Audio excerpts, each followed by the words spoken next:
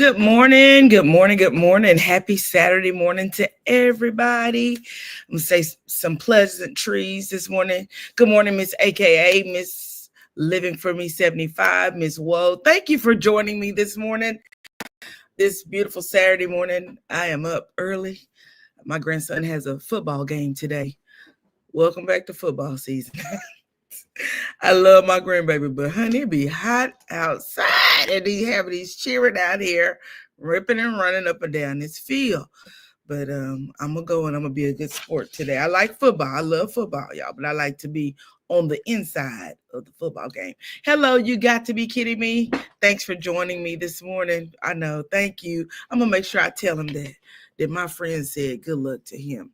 He's a good little football player. His dad, my son, actually went to college on a football scholarship. So I hope that this one goes a little bit further in life.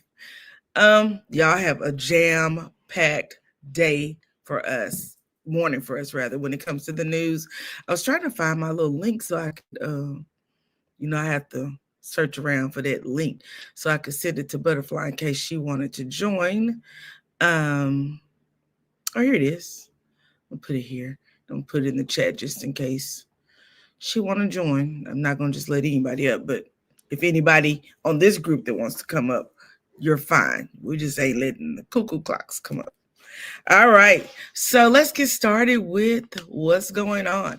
This is everything I'm going to be using today is probably copyrighted material because I got everything from other news sources. So I'm going to give the fair use notice. This video uses copyrighted material strictly for purposes of commentary, criticism, and education under Section 107 of the Copyright Act. This qualifies as fair use. Also, everything I'll be seeing today is for entertainment purposes. It's all alleged and it's all in my opinion. This is what I feel about it, what I think about it. Whatever.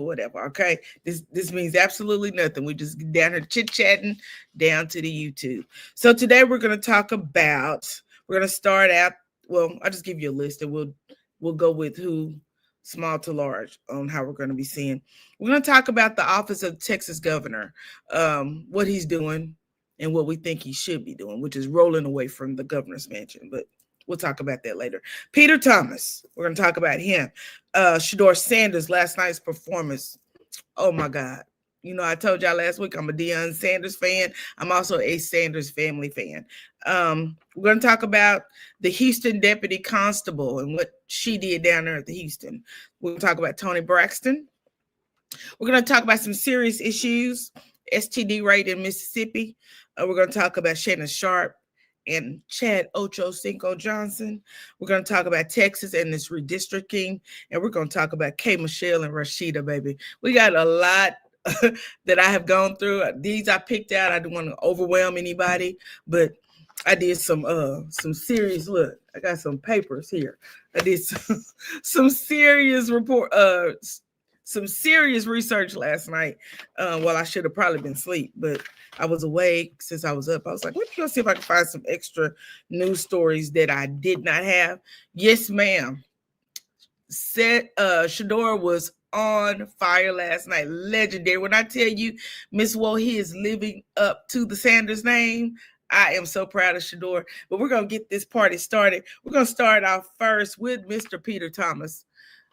Mr. Peter Thomas, he actually reported to prison on this past. Well, it was reported to us that he's actually in prison. So I'm not really sure when he actually went.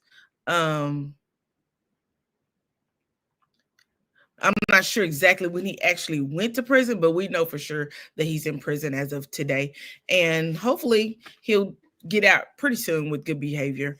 And we're going to be praying for Peter Thomas. Let's bow our heads for a moment of prayer. Amen. That's that moment. Peter, you get on out of there. You did what you did. Now pay your time and get on back home. All right. That's enough for Peter Thomas. You got to be kidding me. Says, yes, I'm in Dallas and Hot Wheels got people upset. Baby, we've been trying to get rid of Hot Wheels for how long? Shoot. He got to go. He got to go. Next on the list, we have Toni Braxton. Baby, Toni got on here yesterday, and Right. I believe Peter with good behavior. He'll be out soon, but he gonna have to stay up in there for that tax evasion right there. But all I got for him is a prayer. Amen.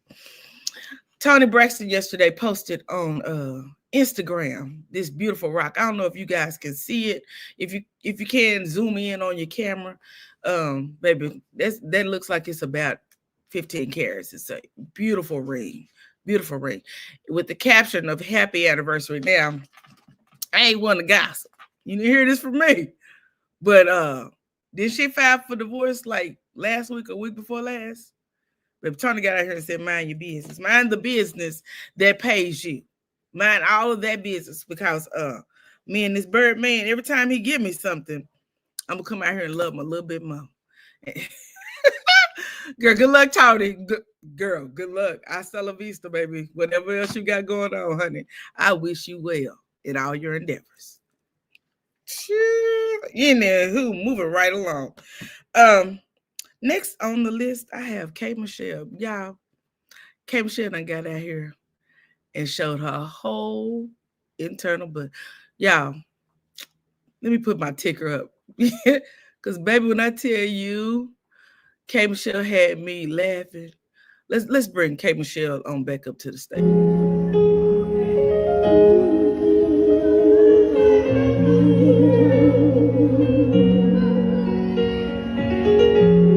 When she got back,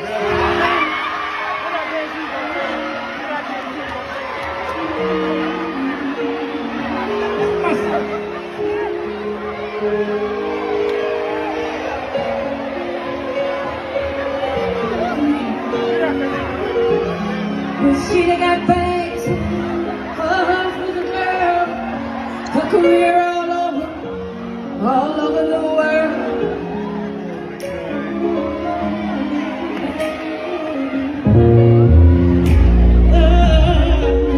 Hey.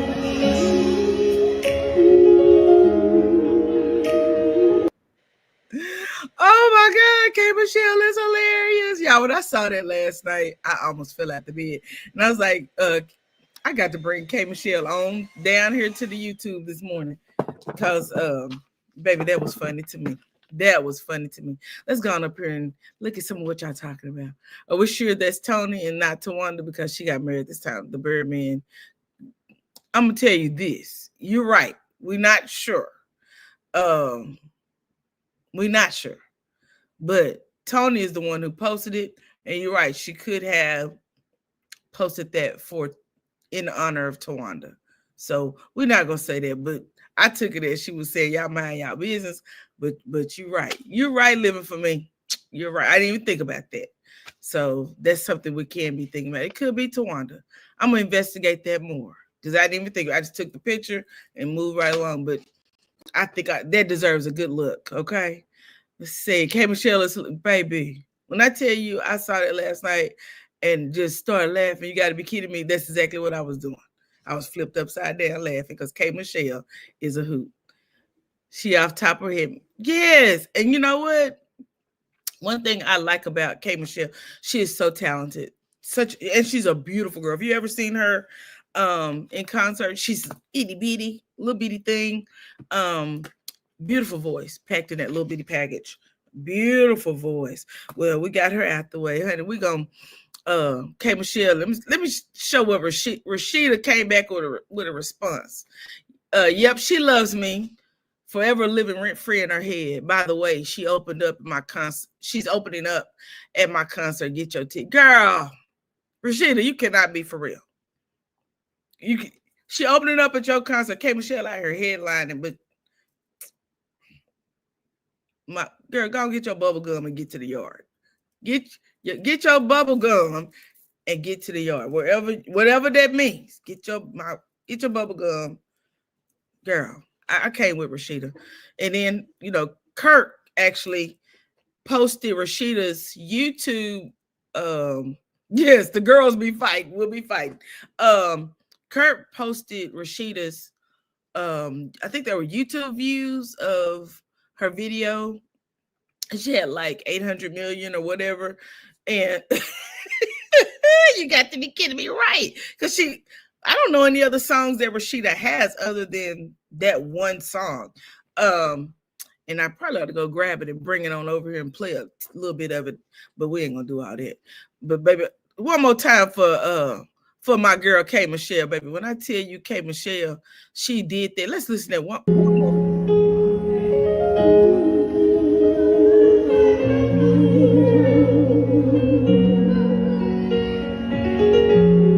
Rashida got back.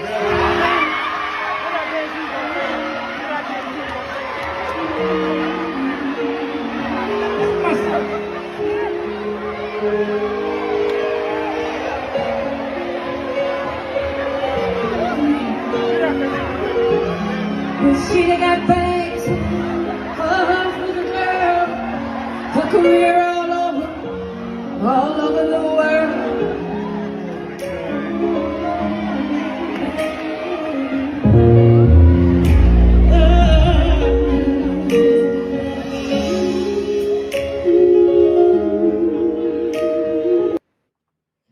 Y'all, I love K Michelle. I think that her voice is amazing. Next on the little list, we have Shedeur Sanders. I told y'all last week I am a Deion Sanders and a Sanders family fan, and these are Shedeur's stats from last night. Let's go back to Rashida needs to concentrate on making that store better and move from that house back to the mall area in Atlanta. I bet. Is it still there? Because I thought I heard somewhere that the store had closed. I don't know. We're going to have to research that.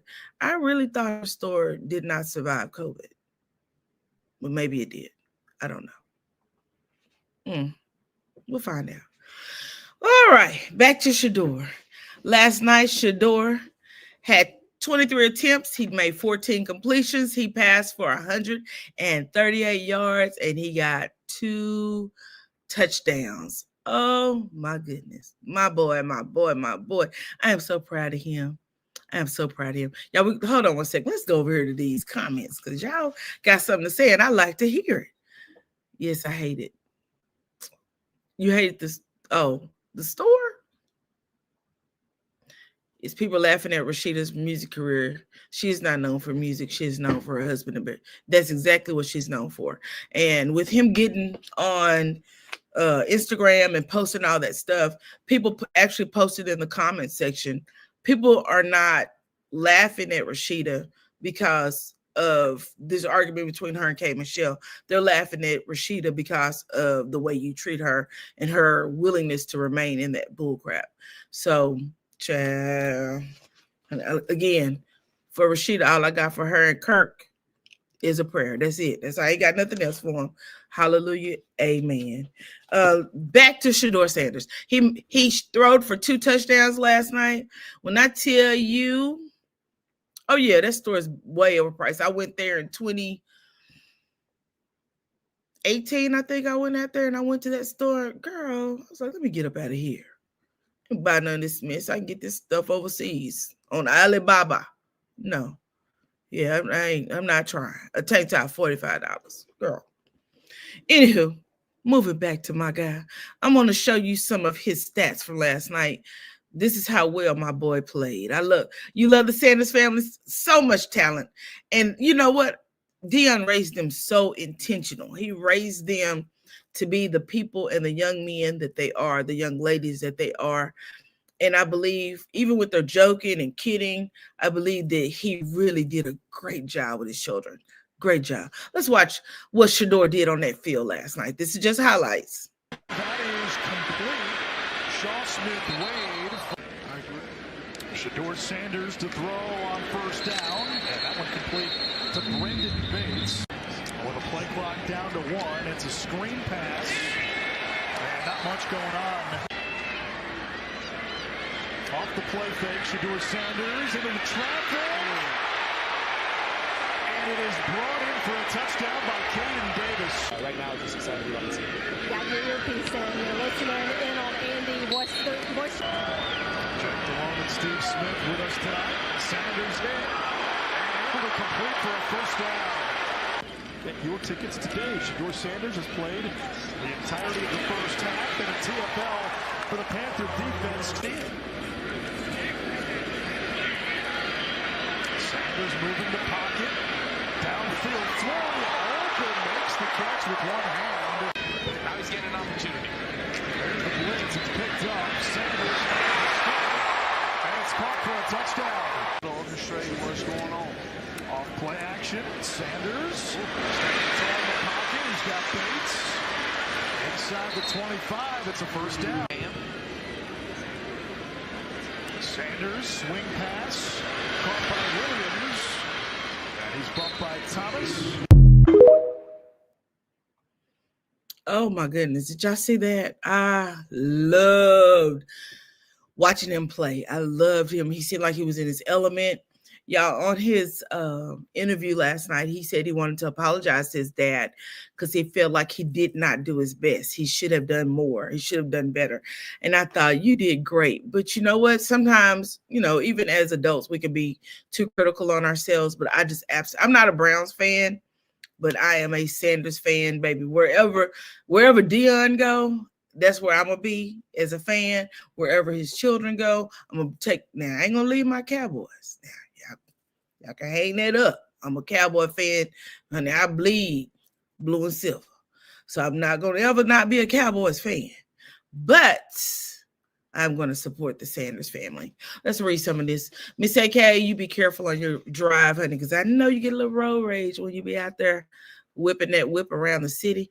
Please like the video, as Miss AKA said. Yes, Miss Woe, they are legendary. I'm going to get one of his jerseys as well. Honey, I don't know where I'm going to wear it to. I'm going to have to get a T-shirt. I don't know. Because I can't be walking around here with no cap, with that on, and I'm a Cowboy fan. People might get it mixed up. We don't want no misunderstandings. I am a Cowboy fan. Good morning, bad girl Riri. Thanks for joining me this morning. Oh, my God. Yes, sir. I love them. I am a Browns fan this year. Exactly. You got to be kidding me. That's me. I love them. I am here for the Cowboys. For the Browns. Just as long as they keep Shedeur there. Now, let me tell you this. They've been acting a fool with Shedeur.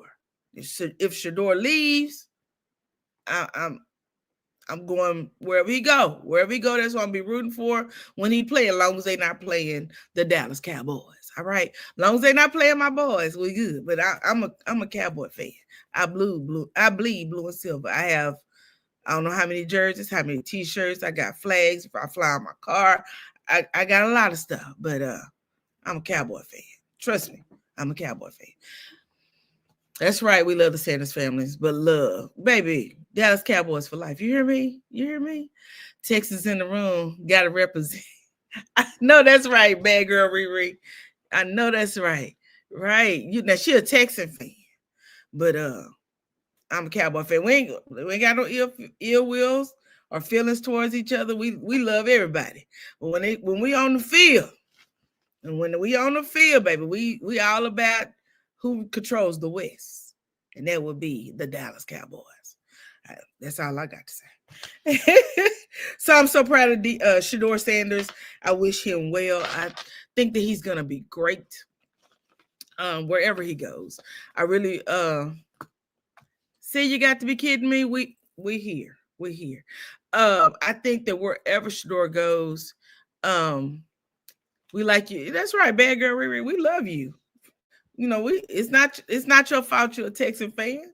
It's not your fault. You're a Texan fan.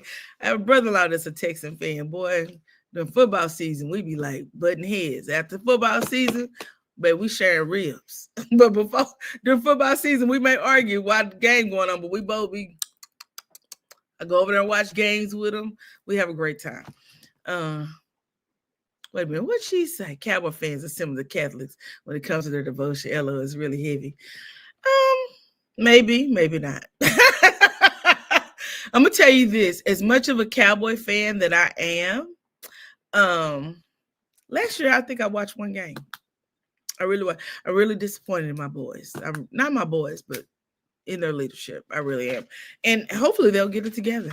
And I think maybe last year was a shift for a lot of teams, not just the Cowboys. I think that a lot of football teams went through a shift in management and players.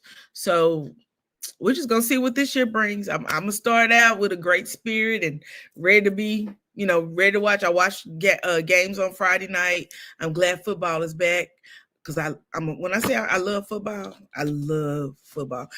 And that's crazy because I used to be a really big basketball girl. I still love basketball. My son played football, and so he taught me the game of football, what to look for, so I would pay attention to that. Then my husband, I would ask him questions. He get frustrated, but my son always took the time to be like, Mama, this is what happened. Let's watch the replay. And he would go through, and honey, I think I can call a game right now just based on a little bit that I know. Yeah, we are tired of Jerry Jones. JJ, it's time to hang up that hat and go and retire and let I don't even know. We want Steven, honey. Child, we need a whole new owner. Just scratch the group we got in. But Jerry said he'll never sell the Cowboys. I wish he would go ahead and retire. Me too. All we can do, that's all we can do without breaking the TV, girl. And I've seen people do that on TikTok. They get so upset with the game that they take it so seriously. I'm not gonna do any of that. Next on the list, let's see who we got. Shannon Sharp and Chad Ochocinco. Chad, we talked about them last week and how that young lady decided that she wanted to sue them for $20 million. He said, my baby has a female colleague who teaches women the game. Hey, that's a good idea. That's a good idea. I wish I knew who she was, because that's a great idea to teach, because a lot of women don't know football. They don't. I know football again because my son played it. My husband is a big sports fan, a big football fan. So I would sit there, even my husband, even though he gets frustrated sometimes, when he did, because now I don't ask him no questions. But I would still ask him. And sometimes he would, he would be, girl, why don't you go in the house? Don't you have some food to cook? And he actually started teaching me. My son, he never got frustrated. In fact, after football games, even now, my son called me last night, Mama, did you see Shador? And I was like, yeah, baby. He was like, Mama, that's a cold boy. My son played quarterback as well. Mama, he's good. Mama, he's good. So I really, really enjoy having my men around me who love football, and they don't mind talking to the girl who didn't know much about football and teaching her. That is a great idea. When I tell you that whoever she is, tell her trademark it, baby, whatever she got to do, keep people from stealing her idea, because that is an awesome idea. Well, don't you do it? You drive. You pay attention to the road, because we all know how you be out there on that road acting, Miss AKA. I'll find out and get it. Thank you. Please do. Please share that information, because what she's doing is a treasure. I know a lot of women who would probably enjoy learning from her, because they don't know the game. My niece, when I sit down and watch football, oh my God. Again, I'm a Cowboy fan. I travel a lot, traveling with my sisters, and we were watching the football game. I was like, I gotta watch when we get there to our hotel. I think we stayed at Airbnb this particular time. I said, I gotta watch the game. So we get there to watch the game, and I can't watch the game because they asking me, well, what happened? What just happened? What they doing? And I was like, oh my God. And he was like, are we frustrating you? And I was like, kinda. Kinda. But I understand. I had to think about my own self. I did the same thing to my husband and my son, asking them all those questions. It does get frustrating when you're trying to pay attention to what's going on and someone's asking you questions. My husband taught me the game as well. He'd be so proud. I could care. See, that's me. My husband, we sit down with our friends, and we actually bonded over football. We travel around this world watching football games. As I told y'all previously, my husband is a avid Saints fan. When I say avid Saints, he has, one year I counted all of his jerseys. I put them all across the bed, all across the room, and I think he had 30. These are authentic NFL football jerseys, Saints jerseys. And every day to work, he wears a different jersey. He's such a Saints fan. We have flags in our yard, 2 big flags that have Saints. The big, I mean, when I say big, they are huge. Our yard man has to go around them. He hasn't put them up this year. Hopefully they won't make it to the front yard. He puts a flag on our house. One year we had a helmet in the yard. There was a Saints helmet. And after the first year, it's hot. So the sun beaming on it and it just ripped it to shreds. In the morning, he would deflate it, reinflate it at night. And at the end of the season, the wind was blowing or whatever. It just ripped it up. So I thought, well, good. We don't have to have this helmet in our yard anymore. Well, he bought a new one and put it out in the yard the next year. Girl, I think I have about 3 videos on my Facebook where I had funerals for those helmets, baby, because every year the wind would tear those helmets apart. So he decided not to do helmets and he just does flags. And our mail carrier, UPS man, Amazon man, when they walk in our yard, they start talking trash. The men, they be like, "Oh, you a Saints fan?" I be like, "No. Don't mix me up with that. I'm not a Saints fan." You know, now I know you better not try. You go to time out while I drive. I know that's right. You better not try to text and drive. You know the game too. All right, Miss AK. That means that during this season, we're going to have some highlights on Monday morning when we recap Love and Marriage Huntsville. We're going to have some football highlights talking about what happened on Sunday. Do you catch them talking smack on your ring cam? Not on the ring cam, but if they catch me in that yard, they say something. Like, I met the Amazon driver out in the yard one day. I was happened to be pulling in, and he walks up to me. He goes, "Oh my God, you're a Saints fan?" I'm like, no. The mailman. Oh my God, we used to have a mailman named Tony. Tony since has retired.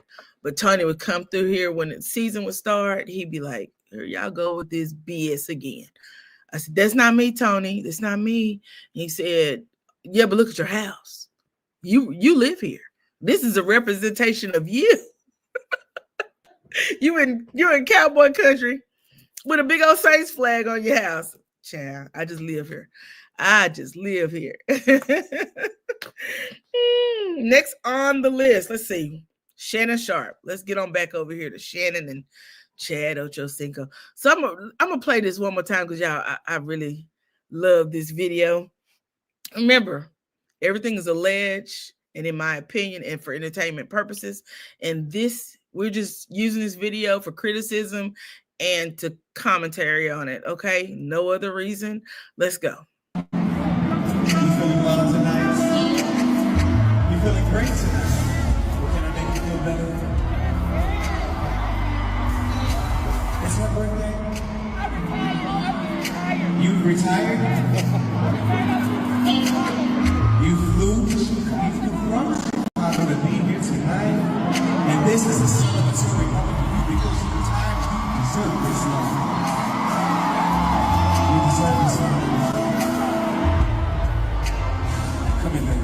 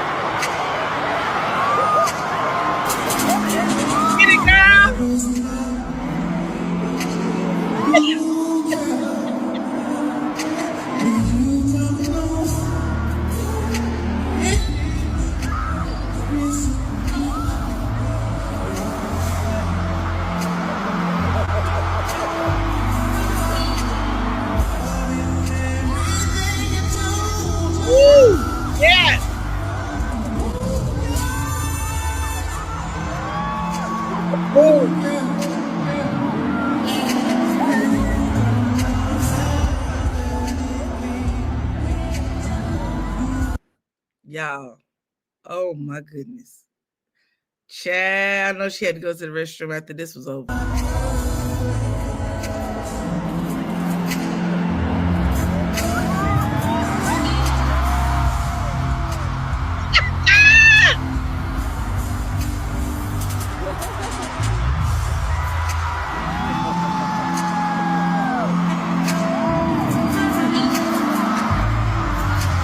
Here.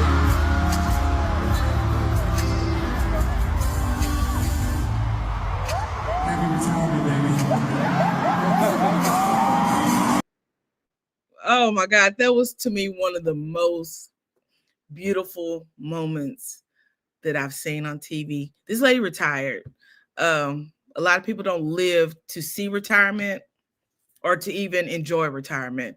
So being serenaded by Usher, one of the most finest men in the world, him singing to you, sharing a chair with you, I know had to probably be a moment, right? Yes, ladies' night after the game sounds like a plan. No, we didn't whisper that. It's really out loud. We're gonna plan for some ladies' nights. Y'all tell me who your team is, and we're gonna do some highlights. And we're gonna sit down here and we're gonna chit chat. Now, I'm not no drinker, but we can come down here with some lemonade and some Sprite. And if you got your drink, you bring your drink, and we just have a good time and we just talk over here to Lady Rose channel. All right.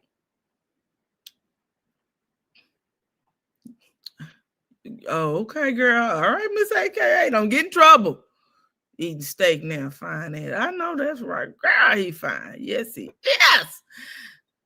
Chad, you have to get baptized. You better believe it, bad girl, Riri. You look, whatever they do. I'm not Catholic. But Chad, you gonna have to do all of it. You got to go do a confessional with the priest. You're gonna have to go get sprinkled. You're going to have to go to the altar and be baptized. You're going to have to lay prostrate before the Lord. You got to do it all after going to Usher concert. Like I said, I saw him last year at the Essence Festival, and a good time was had. And that's all I can say about that. Ugly. Should be grateful for that exposure. Stop that. People aren't ugly. They're just challenged in the face. They're not ugly. Yeah, they just challenged in the face.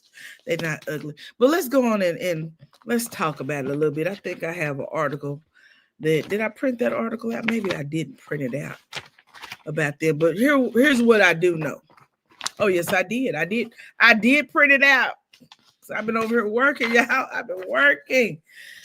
A $20 million defamation lawsuit filed by Chicago woman Jamila Tillman against Shannon Sharpe, Chad Johnson, and their podcast team has been dismissed in federal court.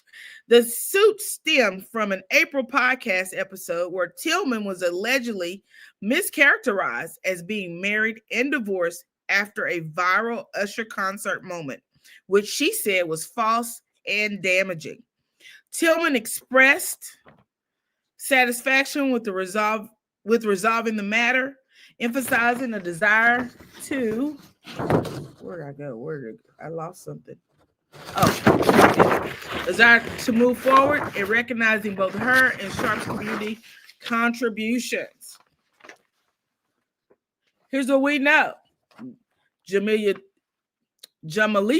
that's how I think it's pronounced. Let me end this call. I don't know why somebody want to call while I'm online, girl. What you want? I think her name is Jamalita because it's spelled Jimalita. That's Jamalita. That's Jamalita. I don't care what nobody's. Jamalita Tillman filed the civil lawsuit on April the 24th against Sharpe, his media company, and Johnson, also known as Chad Ocho Cinco Johnson, and their producer. The case, which alleged libel and defamation, was moved to federal court in Chicago. The case has been dismissed, though further details haven't been released. I'm pleased with the outcome, Tillman said. We were able to put this matter behind us without a long, drawn-out court matter. We look forward to future discussions about the positive contributions Mr. Sharpe and I both make to the community. I wish him, his family, and his business endeavors continued success. Child, they went on and talked about what we talked about last week. We done with that. She probably took a little settlement. It probably wasn't a whole lot of money, but I'm sure she took a little settlement. And with that settlement, she decided, let's go on and dismiss this case. LOL, I messed that up, upside to that thing too. Honey, I grew up Kojic, so I be asking. Yeah, and you know what, bad girl Riri? Ain't nothing wrong with asking all kinds. We all mess up. We fall down. You know that whole little song, but we're gonna get on back up. How dreadful is right. I'm gonna be good. I had a troll come for me. But now living for me. Are we even gonna call that a troll or a retard? Oh, forgive me. I wasn't supposed to say that. Forgive me. We're gonna scratch out Chad. We're gonna move right along. We're gonna scratch out Chad, Ocho Cinco, and Shannon Sharp. And hopefully that they've learned a lesson about running their mouth without knowing facts. Right, that's what I said, Miss AK. A quick 100,000. She probably got a little money and moved on. Forgive you. Thank you for forgiving me, because baby, stuff be just flowing like rivers of living water out of my mouth. Not intentionally, but it flows. That's why I have to keep myself contained over here in this space, because things kind of just come up and it flows. Yeah. Let's talk about the STD rate in Mississippi. This isn't something that I really want to talk about, but I think it's necessary that we talk about it. I think it's necessary. As someone who is a mandated reporter, works in healthcare, I think that it's important that we stay on task and we let each other know what's going on in the world. We need to let our children know, our young adults know, people that we meet on the street. We have to let others know what's going on. STDs are rampant in Mississippi. This one is now considered an epidemic. Y'all read that, right? Y'all heard me say that. This was on the front of this WLBT3 on your side news. We're going to send a shout out to them. This report comes in from Jackson, Mississippi. If you gathered 100 Mississippians in a room, statistically, at least one of them has an STD. At least out of 100, at least one has an STD, according to statistics, all right?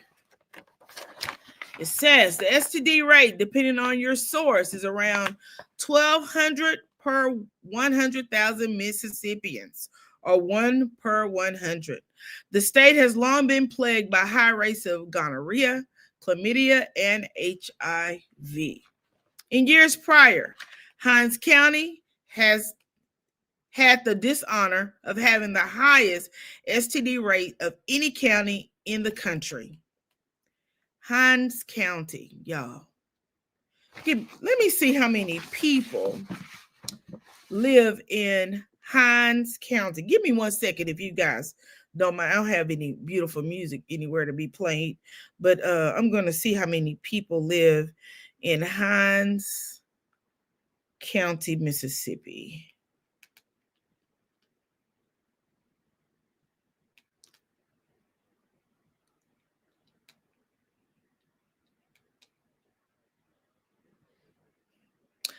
In Hinds County, Mississippi, they have 211,975 people.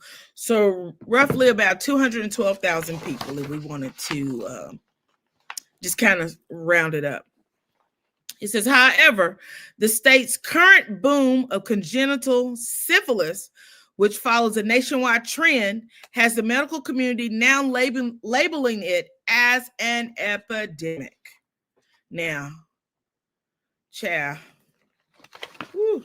According to a 2023 report from the CDC, Mississippi ranked third in the country for reported cases of primary and secondary syphilis. In that same report, Mississippi ranked fifth for gonorrhea and second for chlamydia.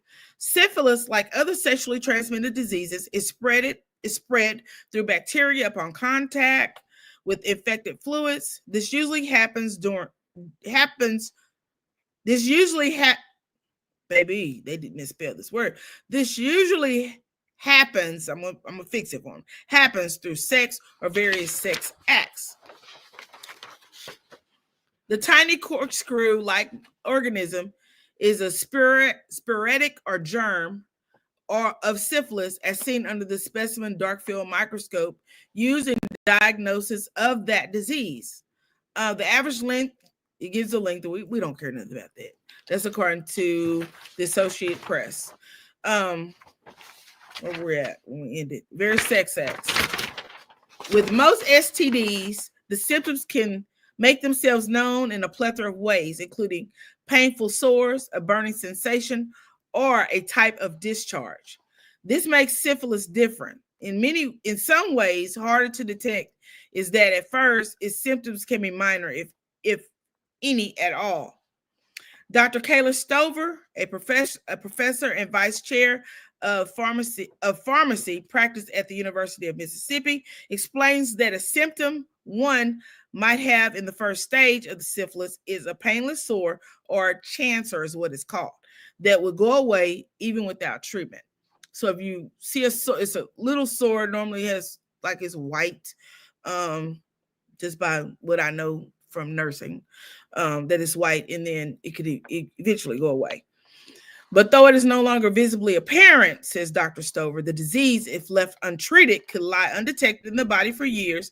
And while lying undetected, the disease could slowly progress in the victim's body, leading to more damaging stages. And each of those stages has symptoms that could be mistaken for something else, Dr. Stover says, which is why the disease is often referred to as the great imitator.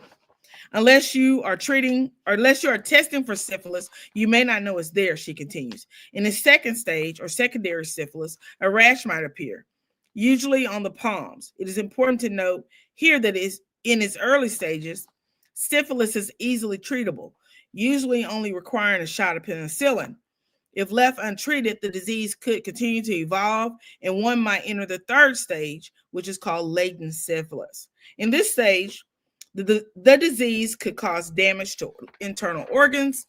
The last stage, the tertiary stage, is the disease at its most severe, causing damage to the brain and or heart. Paralysis and dementia are possible during this stage. I took care of a patient that had syphilis-related dementia, and when I tell you it's horrible, it was horrible. It's horrible. During all four stages, the carrier will be infectious, possibly spreading it to various sexual partners. And if you are a mother, it could also be spread to your child. This is called congenital syphilis. So when it's spread from the mother to child, it is called congenital. And Mississippi has seen 1,000% spike in the past few years, from 10 cases in 2016 to 110 in 2022. In congenital syphilis, the child is infected either in utero or as the child is being born. The complications of the now infected child, says Dr. Stover, could either be mild or could lead to the child's death.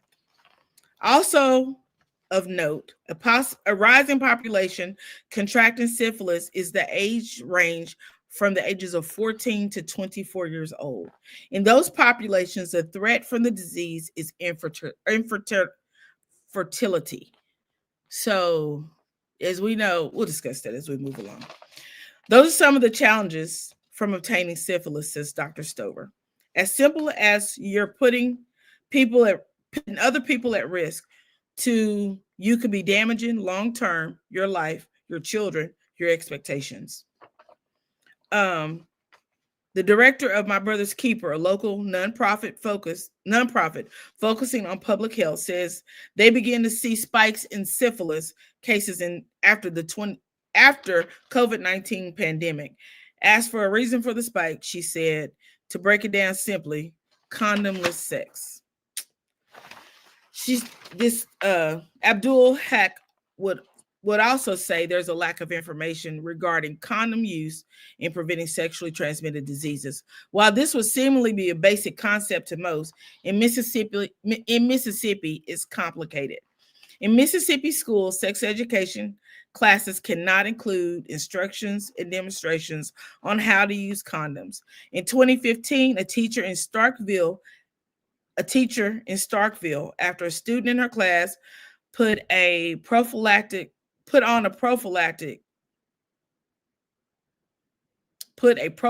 on a cucumber. So I guess he had one that he put it on a cucumber in class. The teacher was suspended. The same year, a teacher went viral for sidestepping the condom rule by demonstrating how to put a sock on a foot. Likewise, there is a lack in Abdul, which is the lady who actually is director over My Brother's Keeper, in her eyes, of information pertaining to modern prevention tools like PrEP, a medication which can prevent HIV infection, DoxyPrep, another medication that can prevent STDs such as syphilis, chlamydia, and gonorrhea. Imagine if all of these mothers that were exposed to syphilis during sex would have gotten DoxyPrep within 72 hours, she said. Dr. Stover, who echoed some of Abdul Haq's same points, says that Mississippi's sex education has not been as progressive as other states. And in the era of medications such as PrEP and DoxyPrep, Dr. Stover says that people may not be as scared of unprotected sex as they used to be. According to recent data, Black men in Mississippi have higher rates of syphilis than others.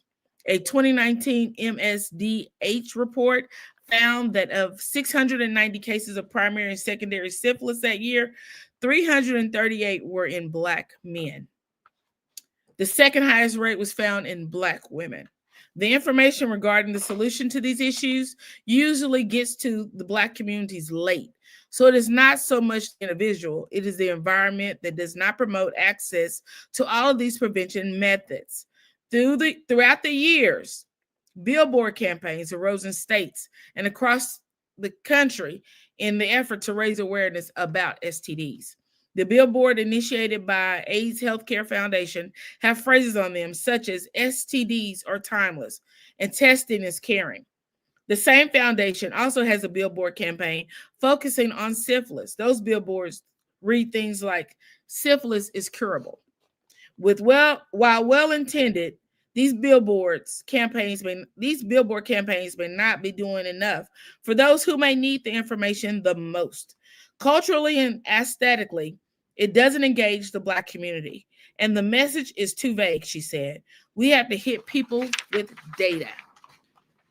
And then it says if you want more news on this, they have more information on this website. You guys, that was a lot. That was a lot. And it's unfortunate that the STD cases are rising in Mississippi. Mississippi is one of the poorest states on the map. It is a very small state, but they carry a lot of first. They're always at the bottom of everything, but yet they keep electing Republican governors and mayors and who don't make the best decision for a state who has a high population rate of STDs. Let's go ahead and I'm going to read some of these chats because, again, to me, that was sad to read that. Definitely necessary that we have the discussions about STDs. Talk about it with our children. Who's it? Miss AKA, you know who is effing who? Walking around here catching areas that can't be touched. Scratching areas that can't be touched. Get that checked out. Exactly. I was watching a lady on, I don't even want to say what it was. If y'all run across it on your YouTube, that's fine. But she was talking about when she was in college, she ended up with crabs. And she said she really noticed one crawling on her legs. And she was like, what is that? Ended up she had a bad case of crabs. Lady, aren't you inspecting down there? You should be looking down there every day. When you clean it, look down there. Your lady parts need to be monitored. Oh, child. Oh, wow. Yes. Who's walking around with burning parts and don't realize that that's crazy?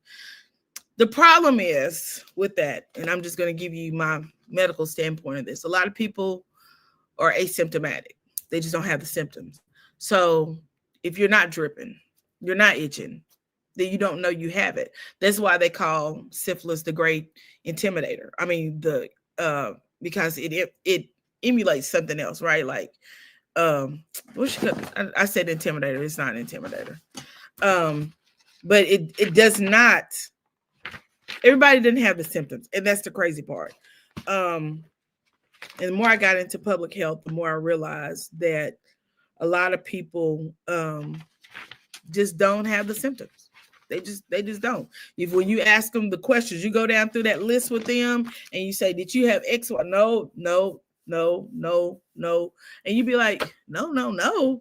But then when you swab, bingo, there we go. So you can finally text. I'm glad you can text. I'm glad you're out of the room. Okay. I hope you can still engage with us while you're getting that hair beautifully cut, honey, because I know it's going to be cute. It always is. Right. So sad to hear that the southern states are suffering from the basics. Exactly. And I'm going to tell you what's even sadder is that the information is out here. And because of their elected officials, they choose not to give that information to them, which puts them at a higher risk of having these things. What safe sex should be a part of sexual. Exactly. Safe sex should be a part of sexual education. That should be the first thing you're teaching. It should be the first thing you are teaching. You got to be kidding me. That should be the first thing they're talking about. And to make sure that these people don't have access to things. Used to be, when I was in school, they actually started sex ed when I was 15, maybe 14, 15, maybe younger than that, 13, 14. And the one thing that they did do at that time, they told you the county has condoms for free. Go up there and get as many as you want. They'll give you a sack. That was one thing they taught us in school. And I went to a private school. So imagine if the private school was teaching this. I hope that the public school was teaching it too. I hope they was teaching it. Exactly. And it's unfair. It's unfair that these kids aren't getting the education that they should be getting. Those poor states should be giving out free condoms at social service department. Exactly. And that was the one thing that my school told us. They'll give you that. They'll give you the free condoms. They'll give you education. They would even, now our school would go up there and get pamphlets and bring it back. Again, we had to have, because I went to private school, I went to a private Christian school, we had to have special permission from our parents to even be able to take sex education. Because I remember it was a big deal, a really big deal. And I remember every time I would have, because we did it on Wednesday during chapel, after chapel rather, and they would take the girls and the girls would have one room and the guys would have another room. And my mom would always ask me, what did y'all talk about today? And I remember one time I came in, I was like, Mom, today in sex education, they asked if we knew what was it? Giving head was, I believe was what it was. Was it head? No, it wasn't that. It was another name. And my mama said, I don't know what that is. And I realized I had a mama from a different era. She had no idea any of these little names that these people had created about sex. She had no idea. And then she also, there was one we talked about. I asked her about, we talked about in school what a lesbian was. And the teacher asked if everybody knew what a lesbian was, and everybody raised their hand. And I was that little girl out there. I had no idea what she was talking about, but I raised my hand because the rest of my class was raising their hand. So here I am. And when I got home, I asked my mom, and she was so mad at me. Oh, I see her right now. She was frying some chicken, and she had one of those forks, those long forks that you flip the chicken over with. And she said, don't you ever mention that in my house again. Now, I didn't know what it was. So I think when you have poor states, right, I think it's an all-around group of things. You have parents who choose not to expose their children to information that could save their lives, that could protect them. Because my mother was so sheltering with me, I wanted to be open with my children. So we would get in the car and we just talk. I'd be like, okay, y'all, let's have a sex talk. And they'd be like, Mom, Oh God, not to that, Mom. They would say I would embarrass them. I talk about it in front of their friends because I just felt like if you were educated, the more apt you are not to repeat something when you are educated on that very situation or that very thing. And so I just feel like we do our children a disservice when we as mothers and fathers don't teach them the things they need to know, because guess what? The world's going to teach them. They're definitely, my first boyfriend told me, don't worry about that stuff in sex ed, girl. I tell you everything you want to know. Big mistake.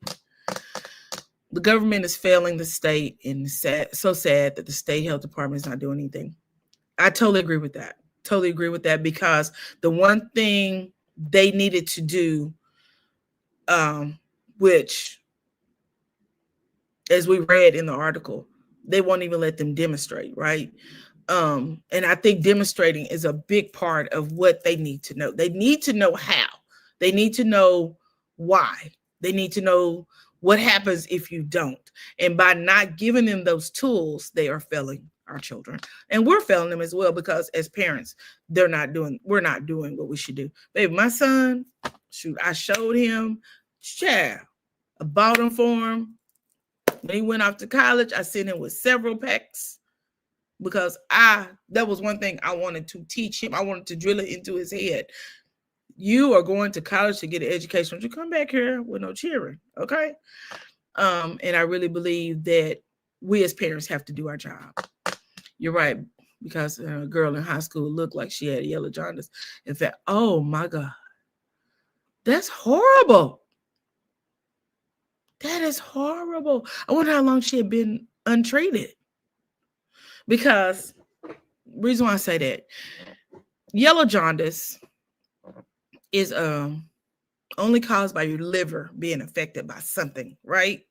So if you're turning yellow, that means your liver is now being exposed. And I just wonder how long she had been untreated. That is horrible. That's horrible. That's the first I've heard of someone looking yellow behind gonorrhea. First I've heard someone say it. Textbooks say that it can happen, but it's the first time I've heard someone say it. And Ms. AK, that's what schools should be doing. They should be educating. They need to. And you know what? Maybe they're not educating because your president and commander-in-chief wants people to have babies because population, whatever. Child, I don't know. Hello, Queen Script. Thank you for joining us. I'm so glad you're here. Let's see, is there any more? My adopted mom sheltered me. I was so open. And see, that was me, Miss AK.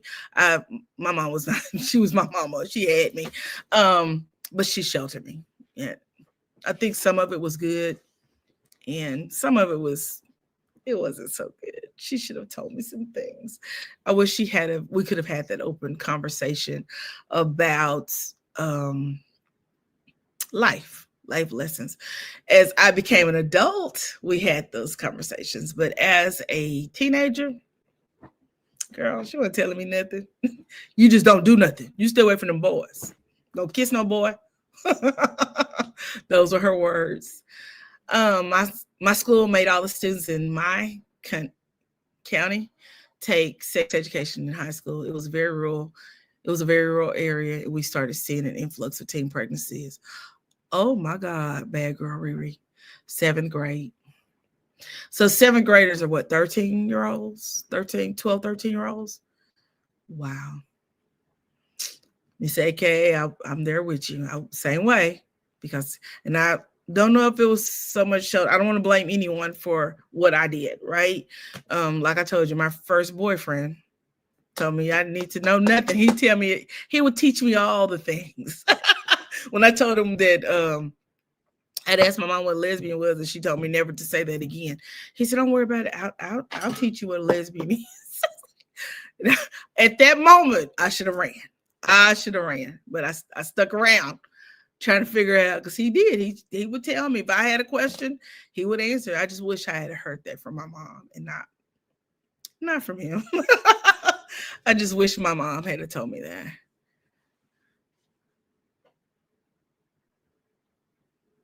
Yeah. See, for me, Young mothers. But I'm gonna tell you something. As young mothers, I think we probably have given our children the best that we could give them. My mom gave us, Queen Script. I need your mom.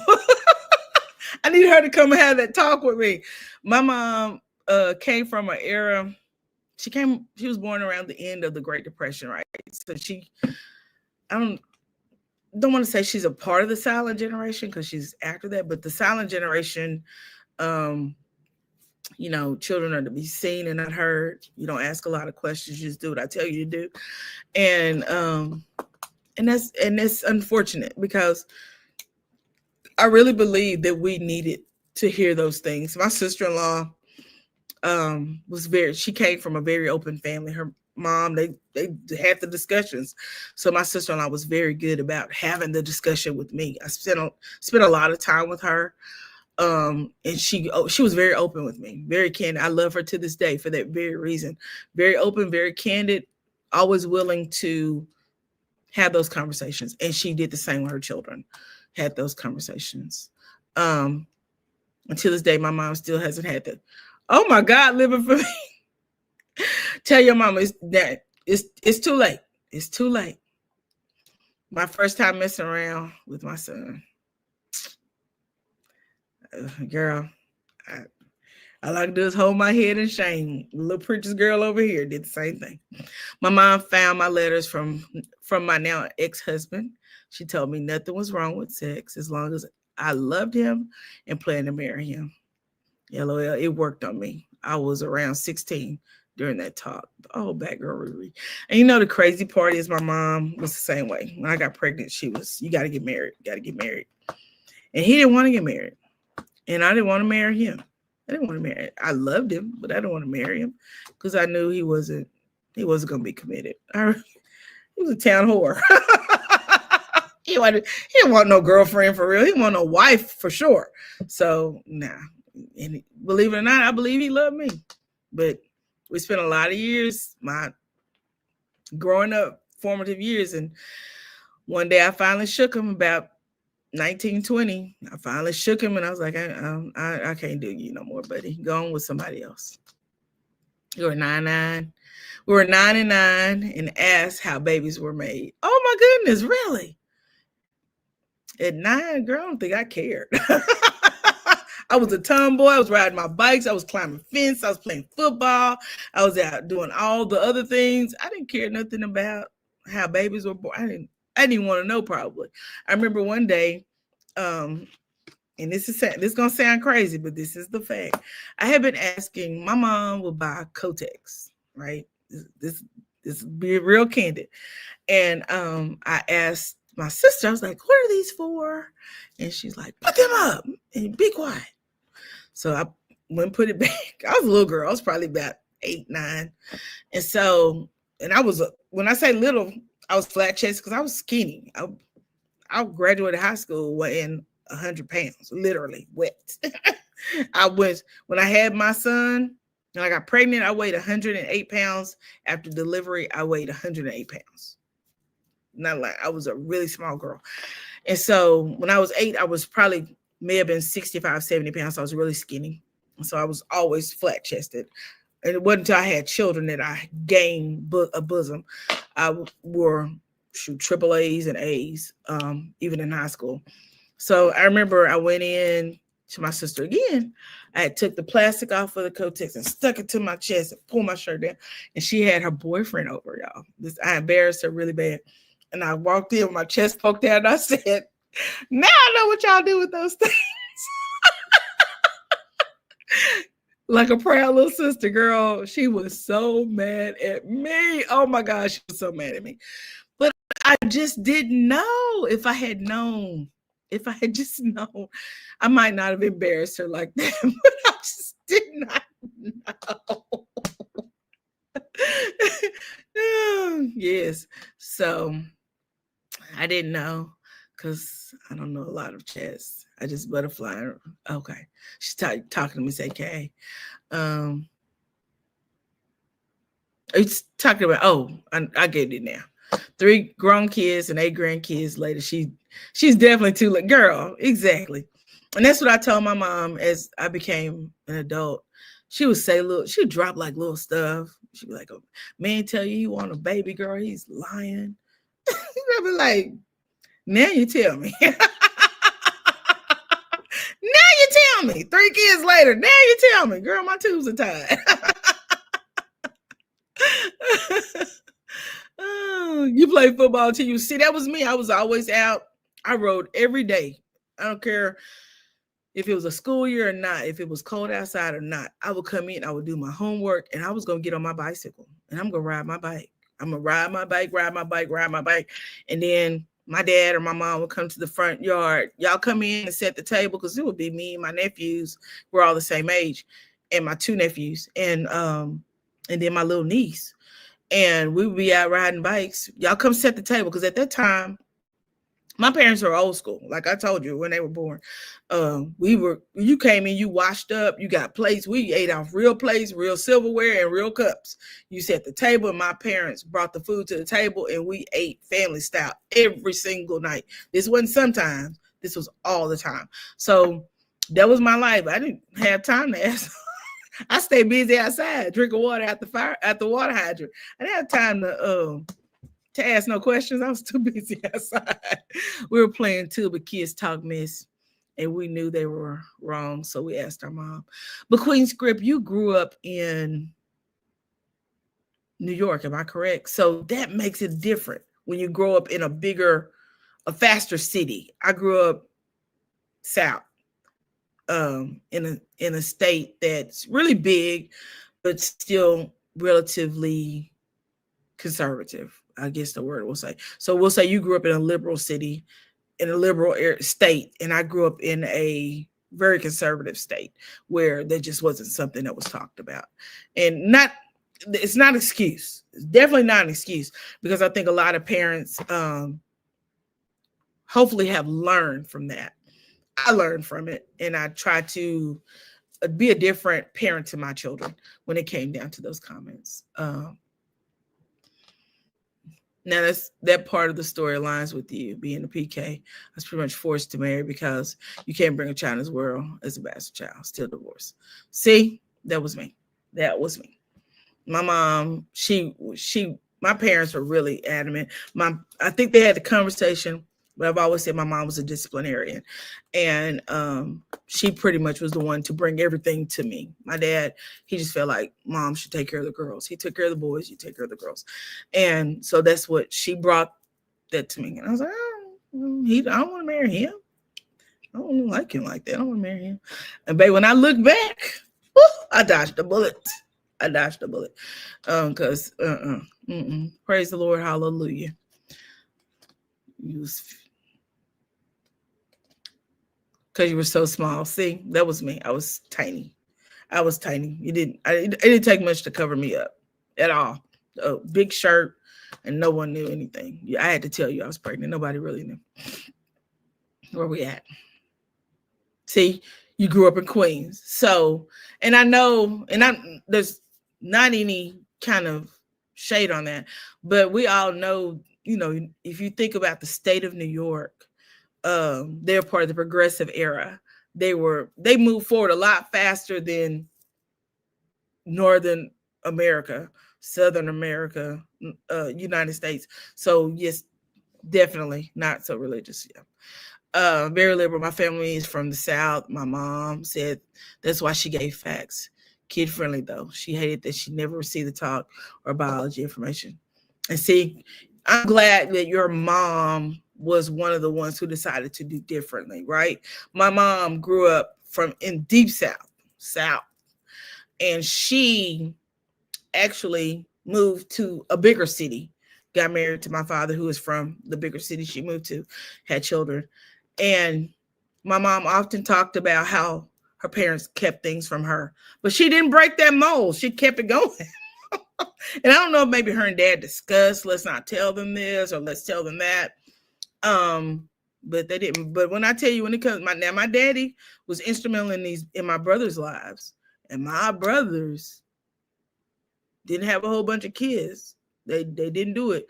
All their kids, they were pretty much. I had one that had one out of wedlock, but the rest, he married her Even though the baby was born before they got married, he married her.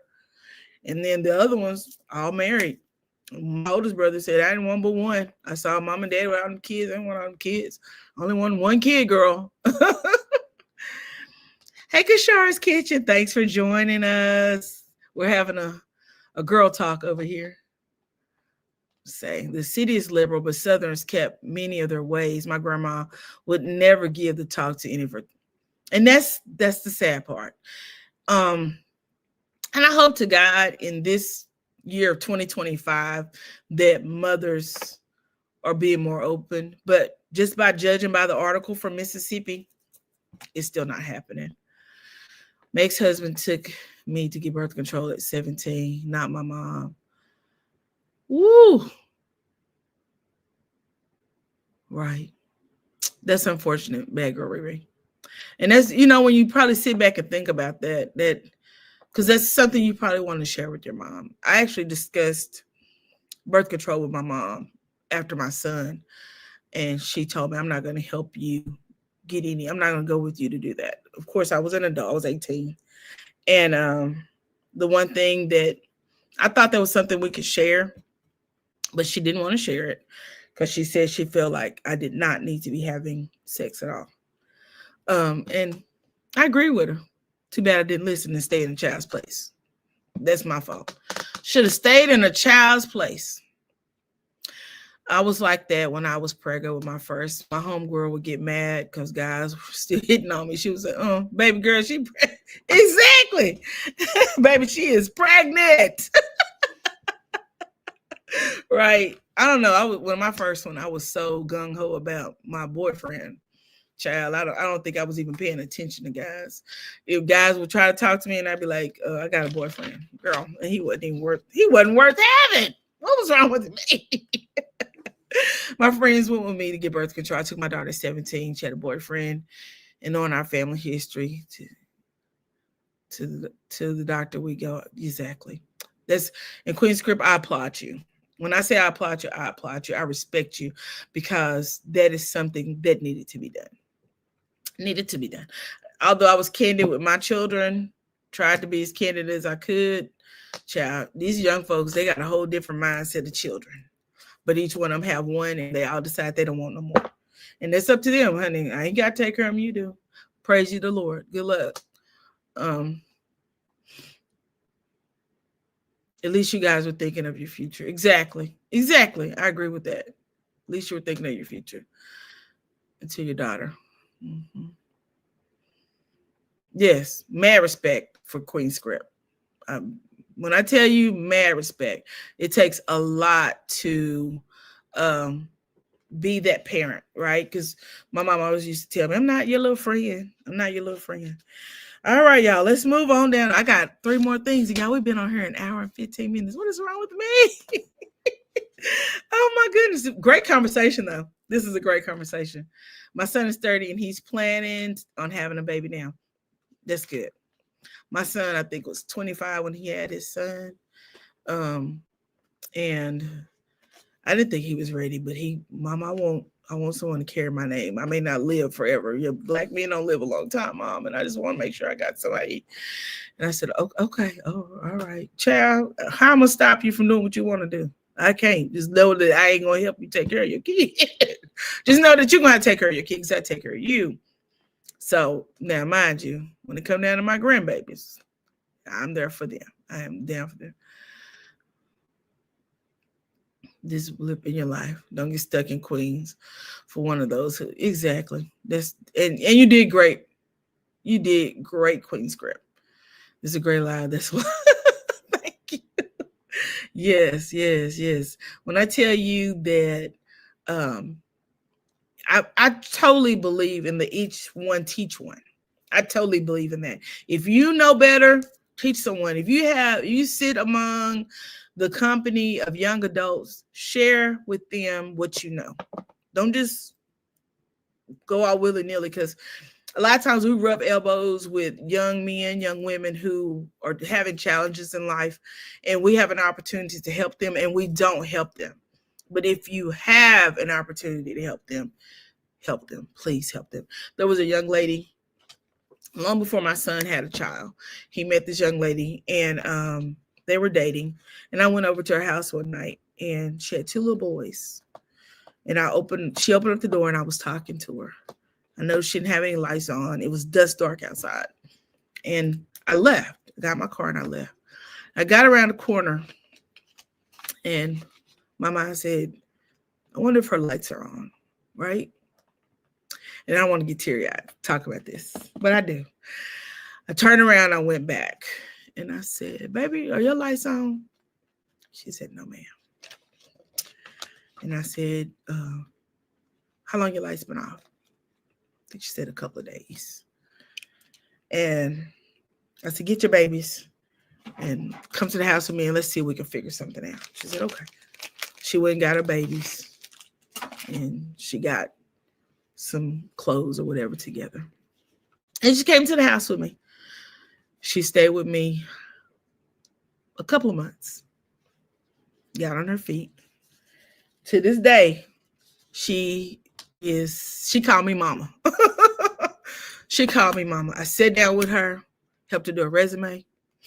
She sat at my computer every day. I would get up and go to work. She would be up before I would be up, sitting in front of that computer, looking for a job. This is back when desktops were in homes. I would go in my living room. She'd be in the corner in the living room, looking for a job. And she's like, Mama, you have a good day.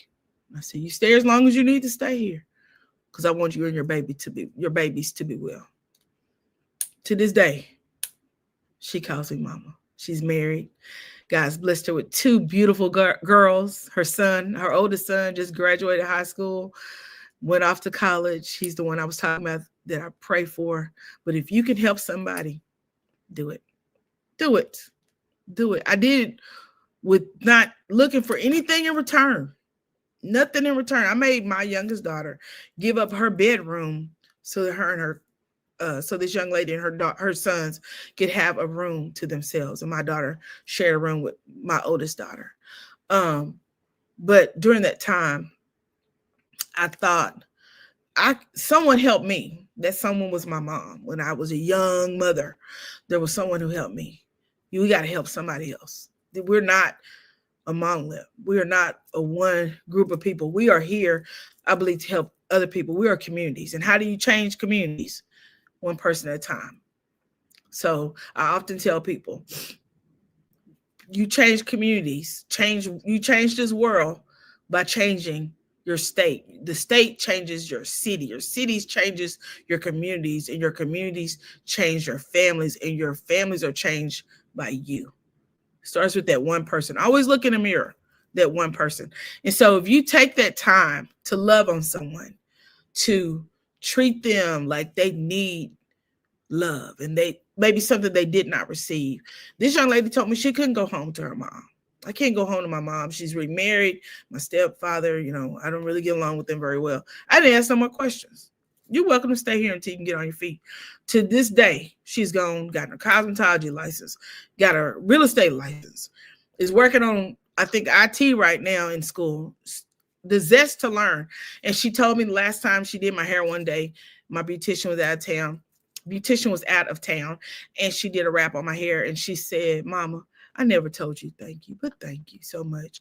She said, because of you, I learned to hustle and to grind. And I was like, what? She's like, girl, I be out here grinding. I said, I see you going to school. And she's like, yeah, because I just feel like I saw you working 2 jobs to support your kids. And I thought, man, this lady out here doing it. And I said, I never even looked at it that way. I just knew I had to work. I knew I had to take care of my kids. I knew God had blessed me with this nursing license, and I can get a job anywhere. So that's what I did. I went and got a job. When me and my husband divorced, guess what? There was no skin on my back. What? Let me get out here and hustle. We got remarried, but when we divorced for a little bit of time, let me get out here and do what I got to do, because life is worth living. I'm not going to stop living because you don't want to be married, girl. Chad, let's move on. Let's move on with life. That's how that works. And so my next thing, let's talk about this Houston deputy constable. Did anybody see that on the TikTok? Yeah, my allergies are acting up this morning. You say it's a difference when they actually appreciate the help. I know kids you can break your back for and give birth. Exactly. But see, the good thing about this, I didn't give birth to her. And the very fact that she appreciates, a lot of times, even as moms, I believe most of us can probably attest to this. Our children will listen to someone who's not their parent faster than they will their parents. And that could have been the case with this young lady. It just wasn't my issue to involved and to go into all the stuff she had going on. I just knew that she needed help. And whatever that help looked like, I was willing to help her. And so that's what I did.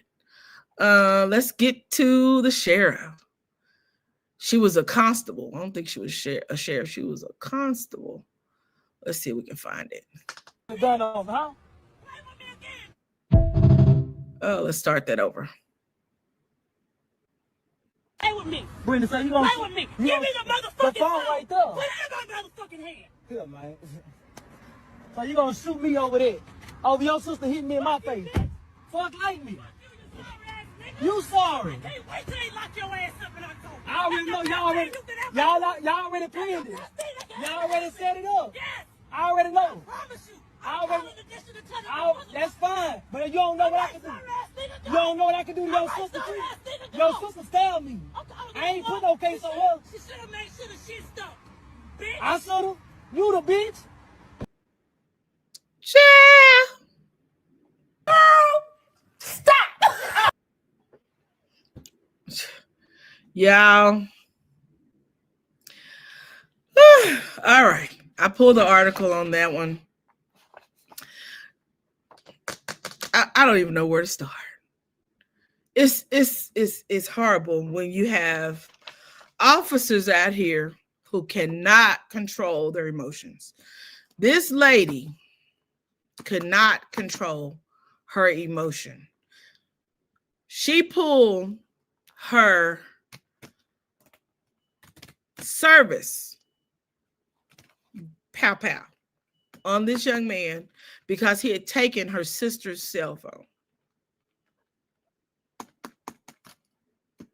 Your service pow, not your personal. Off duty in your personal BMW. Okay. Off duty, Harris County Deputy Constable reassigned after allegedly pulling pow during family disputes. A Harris County Precinct 1 Deputy Constable has been reassigned amid an internal investigation after a video showed her brandishing a pow during a confrontation while off duty. Girl. Constable Alan Rosen assured the public of transparency in the investigation, which reviews the deputy's actions captured in the footage. The incident involved a dispute over a phone, with Michael Evans claiming he was unarmed and pursued by the deputy in her personal vehicle. We saw the little white BMW pulled up next to his car. A deputy constable from Harris County Precinct 1 has been reassigned amid an internal investigation following a dramatic incident captured on video. What we know, Constable Alan Rosen announced the reassignment, not resignation, the reassignment on Tuesday night, stating that the deputy's actions were under review and assured the public of transparency regarding the investigation's outcome.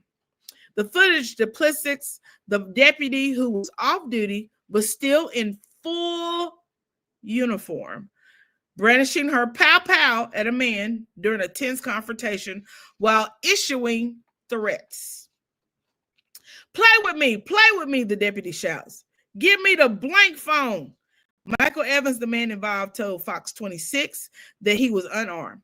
Evans explained that the incident began after a dispute with the mother of his child, during which he took her phone. He claims the woman's sister, identified as a deputy constable, pursued him in her personal vehicle. What they are saying, Keisha Ross, Evans' cousin, was on the phone with Evans during part of the incident and was stunned by the video showing the deputy's use of force. Evans spoke with Fox 26 off camera and said he feared for his safety and was looking forward to putting this all behind him. Ross, however, told Fox 26 that this was an abuse of power by the deputy and their family. It's just scary. And the people that we look up to, the people that we call 911, for them to pull a pow on him. That's crazy to me, Ross said. You just feel like you can take the law into your own hands? You're going to do what? You're going to do what you want to do because you're in uniform. You feel like it's okay.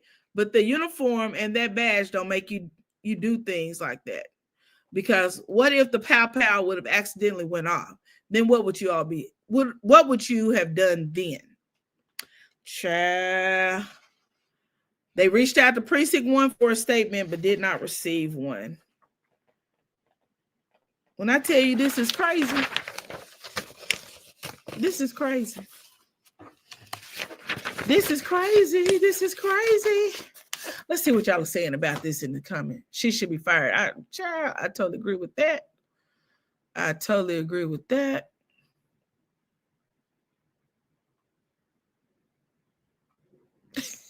We ain't gonna even talk about that. I hope she lost her job over this because she forgot she was there to protect and to serve because she caused more chaos. She was the chaos. she was the chaos. About to get it right. Definitely. You're about to lose your job. Right. Definitely my city. I got pulled over and the officer told me all of his wife and mother-in-law's business within 2 minutes. He forgot to get Baby, that's hilarious. That's hilarious. That is hilarious. Definitely my city. I got to read this again. I got pulled over and the officer told me all of his wife and mother-in-law's business within 2 minutes. He forgot to give me the tickets. The ticket. They're miserable out here. Child. Who you telling? Who you telling? I don't know. Two is stuck until it's still. I don't know. Oh, you talked to live for me. Sorry. She should be fired. You got to be kidding me. I'm with you on that. She should be fired. She should be fired. She needs to go to jail. She definitely should be punished because she was. I will talk about that when we go through these. Oh man, he had all the infamous. Right. He had the infamous name Michael Evans. All I see is good times. He is absolutely correct. Joker. Right. Let me tell you something. Number one, you cannot be out committing crimes in uniform. The police officers are supposed to, you see a lot of officers before they leave work, they change clothes. They change clothes because they don't want to get caught off duty in uniform and something happens. Or you're in a store and someone's robbing it and you're in uniform, people expect you, you know. So there's a lot of reasons why they change uniforms.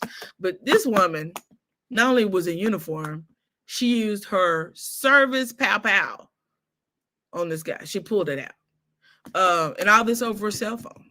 All of this was over a cell phone. She about to lose her job. I guarantee you something's going to happen to her. Number one, she's African American. She may not, though. This is Houston, and there's a shortage of police officers. So it is what it is. That's what I just said. She's probably on jail duty. Exactly. They'll probably put her on desk duty for a while, which I read somewhere that she was on desk duty. So that's probably what she'll be doing for a while. She's to work from home. That's not punishment. That's not punishment. Oh, you mean she needs to just go home? Yeah, because you work from home and you just chilled at the house. Let's see what else on here. All the time. You need to stay still. That's what you need to do. Stay still. I got last couple of things, and then we're going to wrap it on up for the day.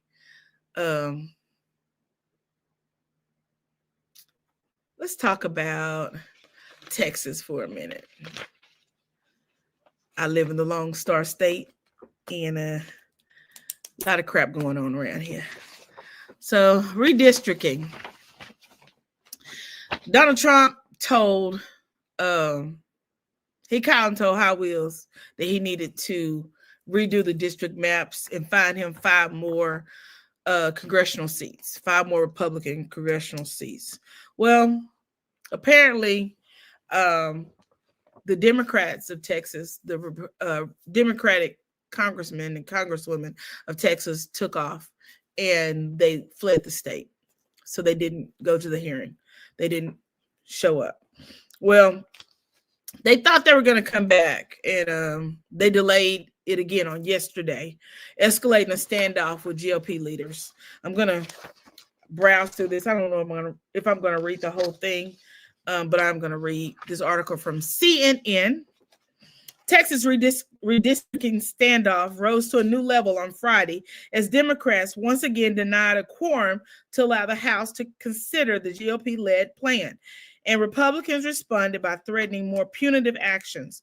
Republicans in the state House tried again Friday to advance efforts to redraw the state's congressional maps, producing as many as 5 more U.S. House seats for the Republicans and handing President Donald Trump a major victory ahead of the midterms. But not enough Democrats were in attendance to meet the quorum requirements, as dozens were out of the states.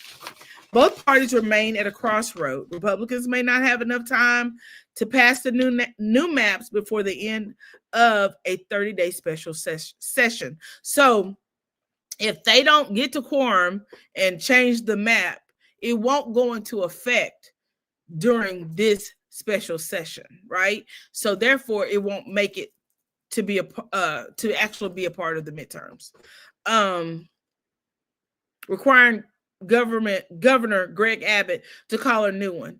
Dozens of Democrats, meanwhile, still face a decision about how long to stay out of Texas without a clear end game, even as they held their ranks together to deny Republicans the chance to move forward on Friday. I think they did a lot of issues with this because they want them to come back. And a lot of Democrats, a lot of the congressmen and congresswomen still work full-time jobs. So for them to be out of the state for long periods of time, because they don't make a lot of money as a congressman, I think it's like $7,000 a year. They don't really get a lot of money. So they were banking on them having to return to make money. But you have a lot of congressmen who are attorneys and have their own firms or work for themselves, such as Jasmine Crockett, who doesn't necessarily need to return. I did donate to keep them out of Texas. I donated because they're being fined, and the fines have to come out of their money, their own personal money. So I did donate to that fund to help them stay out of here. Don't come back here, girl. And some people don't know they need to come back. And why they gotta come back? Ted Cruz took off during the middle of a storm, an ice storm a few years ago. Stay in Chicago, wherever y'all at, stay there. Enjoy it. Republicans have ramped up their pressure campaign on the absent lawmakers. They have gone to court to try to remove the House Democratic leader from his seat, threatened bribery charges, opened investigations against groups supporting the lawmakers, and attempted to enlist the FBI. They even said they were going to charge them with felonies. It's not a felony if they stay out of state and don't return to. That's not a felony. It's a slap on the wrist. It's not even a misdemeanor. Chad, these people are weird. California's governor Gavin Newsom announced plans to host some Texas Democrats on Friday afternoon for an event in Sacramento. And I'm gonna tell you this. I'm not gonna keep going into it because we've been on here a long time. But I will tell you this. With California, Trump told them they need to find him some Republican seats too. You know what they did? They redid the map and created 4 more Democratic seats. You stop playing with people that ain't feeling for you, Mr. Orange Man. You gonna leave people alone. That's what you're gonna do. OJ said, y'all going to jail if y'all don't get back. Like, man, stop threatening me. Exactly. What are you talking Yeah, you can't threaten them with jail time. You gonna make some new law that they have to go to jail because they don't do what you want them to do. Because guess what? It goes for both sides. If they call a redistricting for that would be more fair towards the Democrats, guess what? The Republicans can leave. So it's not fair. It's not fair that they do anything to anybody. Because we all know this is a part of gerrymandering. Our redistricting lines were just drawn in 2020. There's no reason to do it again in 2025. There's no reason that they should be doing that. Redistricting normally goes with every 10 years, every decade, we redistrict because you redistrict as the census changes. You don't redistrict to give the president more seats so he can have more people in Congress voting for him. That's wild. That's wild. Ciao. Bye. Whatever we need to do this year, we need to get out here and make our voices heard and known. We need Hot Wheels out. We need him gone. We need him gone. I do have someone I'm going to have come and talk to us real soon. Hopefully I can get with her, and she called me earlier this week, but we both busy to discuss redistricting in the state of Texas. She has ran for office here, and she's a PhD. She's a doctor, and I don't want to put her name out there because I'm going to introduce her formally when we do a live. But I want her to come and be a part of this live. She's already agreed to yes. She just wants to sit down and talk about when and where we can do it. And we're just going to do it online. We can do it early one Saturday morning, probably, maybe next Saturday. Talk about redistricting and what it actually means to the state of Texas. My last but not least, let's talk about your Texas benefits. Hot Wheels is messing with your benefits in Texas too. Let's talk about that too. Governor Abbott announces federal approval of SNAP healthy food waivers. Let's see what this means. On August the 5th, 2025, and I got this one from the Texas House, their website. What is it called? Texas Governor's website. Governor Abbott restricts purchases of sweetened drinks and candy beginning April 1st of 2026. Governor Greg Abbott announced today that the Texas Health and Human Service Commission, HHS, good God Almighty, HHSC, received federal approval for his request to prohibit the purchase of sweetened drinks and candy with Supplemental Nutrition Assistance Program SNAP benefits. So don't y'all be down there trying to buy no candy with them food stamps. By restricting unhealthy foods from being purchased with SNAP benefits, Texas can help ensure the health and well-being of Texans, said Governor Abbott. The new SNAP guidelines will ensure taxpayer dollars are used to purchase foods that provide real nutritional value. I thank Secretary Brooke Rollins and the Trump administration for their approval of the Texas waiver to promote healthy eating habits. Working together, we will build a stronger, healthier Texas. He lied. Access to healthy foods is important, and SNAP is important to millions of families, said HHSC Deputy Executive Commissioner of Access and Eligibility Service, Molly Regan. These changes will help Texans improve their health outcomes, well-being, and quality of life. Earlier this year, Governor Greg Abbott submitted a letter to the U.S. Department of Agriculture, Food, and Nutrition Service requesting a waiver to prohibit SNAP benefits from being used to purchase sweetened drinks and candy.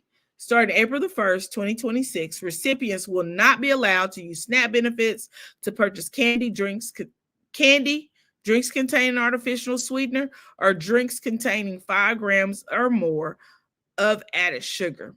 HHSC is educating retailers on SNAP-eligible foods and enforcements. SNAP is a federal program administered by HHSC that increases access to nutritious foods and provides food assistance to approximately 3.5 million low-income Texans.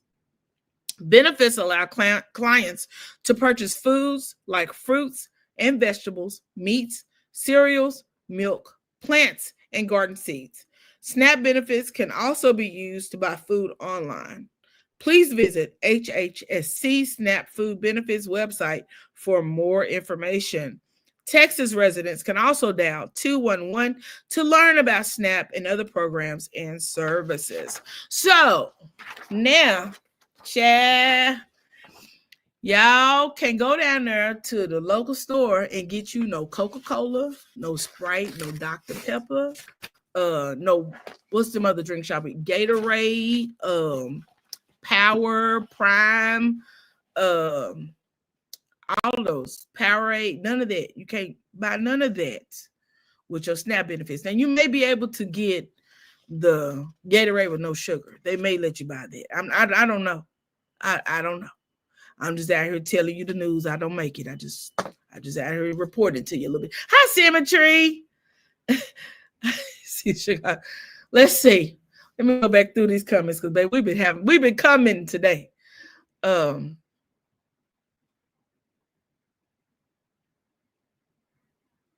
Y'all make sure you're hitting the like button, please.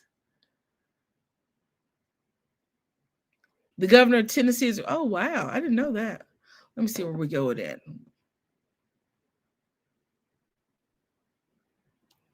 Let's see, okay, something real not, okay.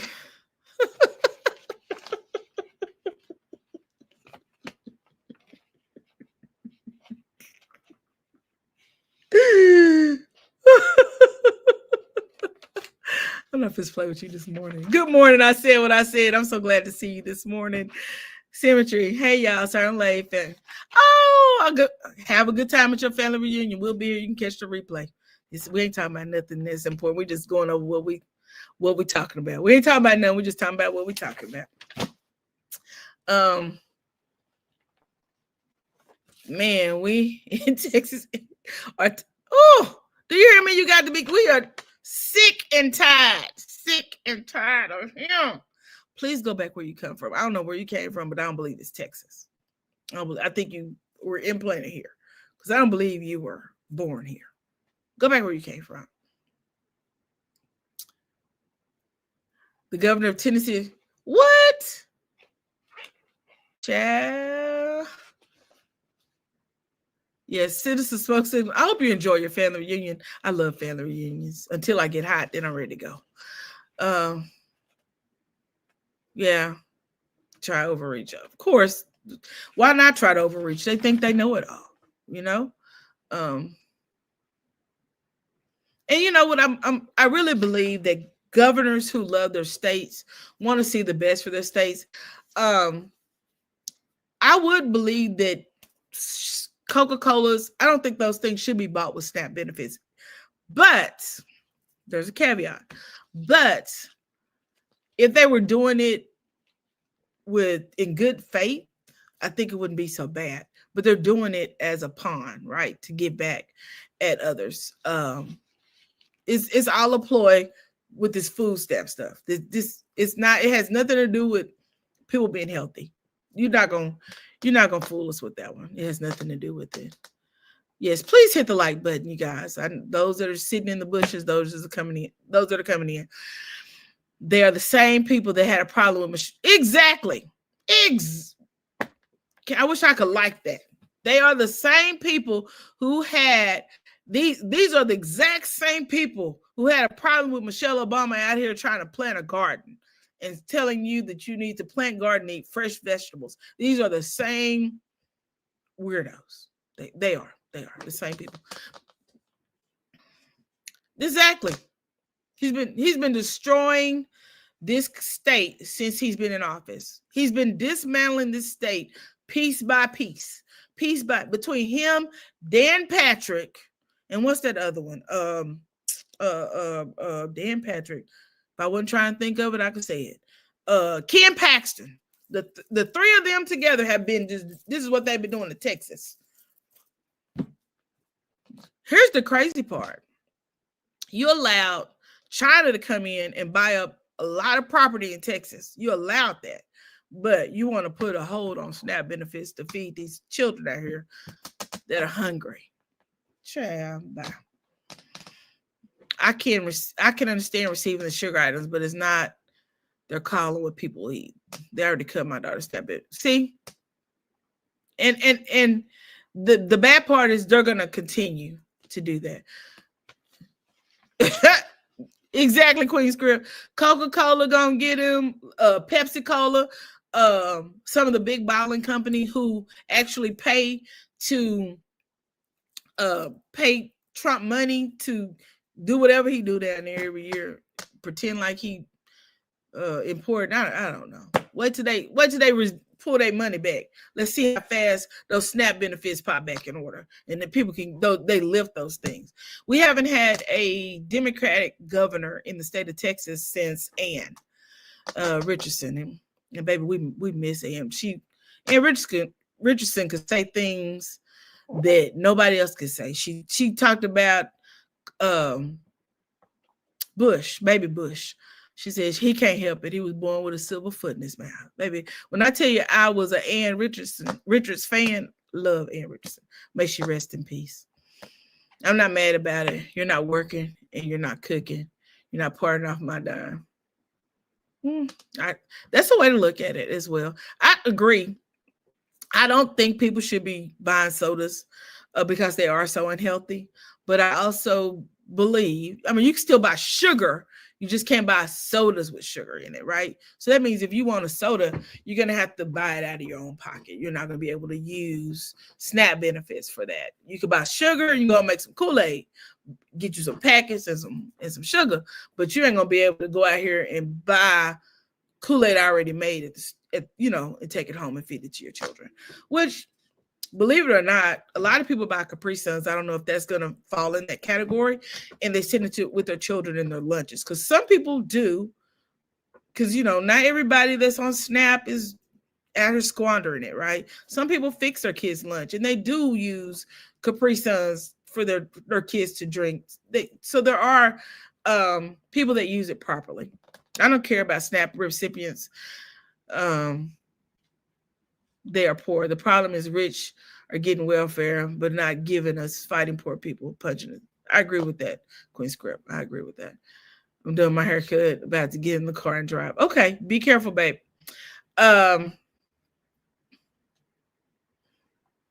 These people have no sincerity in their action. It is to punish. That's all it is. All of this is to punish. It has nothing to do with me caring about your child having a healthy meal.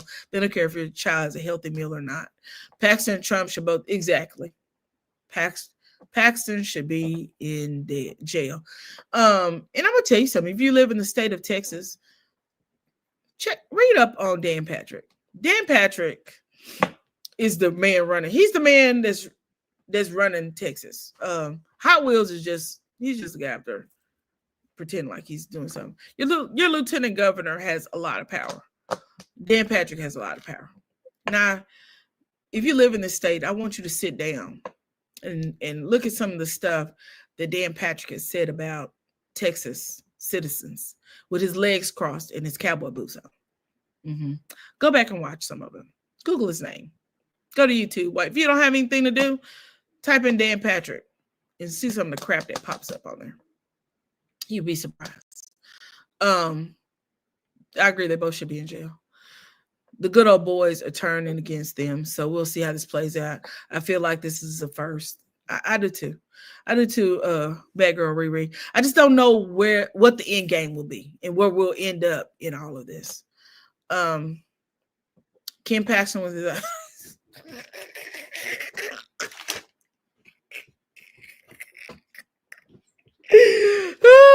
Ken Paxton, his eyes crossing, his wife is leaving him because he's a cheater, pumpkin eater. Child. Georgia can't do this. Coca-Cola's in Atlanta. Exactly. And we know that they're not going to lose those dollars.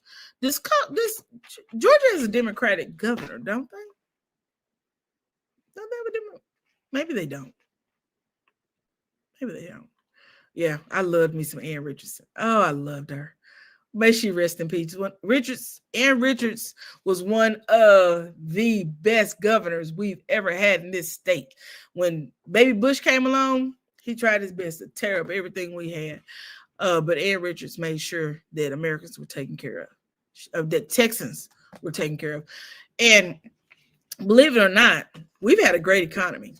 Compared to other states, Texas' economy has been one of the top. We have people that have left their states to move here, which is another reason why we are at one point we're almost purple.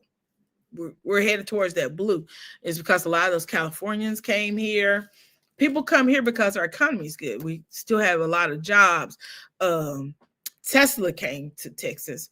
I'm trying to think of other companies. We have a lot of textiles here. We have aerospace. We have Lockheed Martin. We have Textron, Bell Helicopter, that are all here. My husband actually works for Bell Helicopter, been out there 20 some odd years. So we have a lot of big corporations. General Motors is here. We have a lot of good things in Texas. So a lot of people come to Texas because the economy has held up well, although other states have lost things. At one point, Detroit, Motor City, had it going on, and then all of a sudden, what happened to Detroit? You know, they moved those manufacturing jobs from Detroit to the South, where I guess they could actually, have cheaper labor. I'm not sure what the reasons were, but there were several reasons, I'm sure. On the flip side, I saw a man buy a dog a huge steak on the SNAP benefits because he couldn't buy dog food. Oh man, that's bad. That's bad. In the state of Texas, you actually have to have a job to get food stamps, to get SNAP benefits. You just can't go get SNAP benefits. You have to qualify for them. I had a lady tell me recently that she applied for SNAP benefits and they want all her information, and then told her she qualified for $10 a month. She said, "What can I do with $10? Well, that's all you qualify for." She told me, "Give me all my paperwork." And he's like, "Oh, we need to make copies." She's like, "Oh, you don't need to make copies of nothing. Keep your $10 and I'm going to keep my information." And that's unfortunate. That's unfortunate because she told me she really needed the assistance. See, and when you have children who only eat certain foods, that it does become it comes hard, right? I know children only eat chicken nuggets and gravy, right? Every day. So what do you do about that?